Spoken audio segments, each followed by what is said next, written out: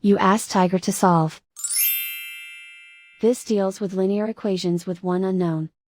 The final result is x equals 4. Let's solve it step by step. Group all x terms on the left side of the equation. Subtract 25x from both sides.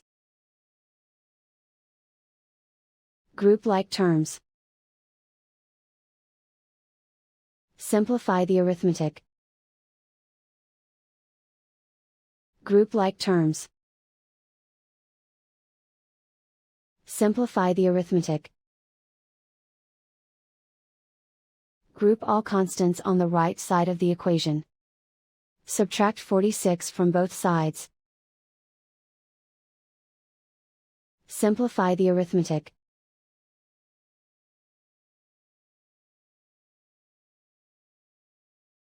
Isolate the x.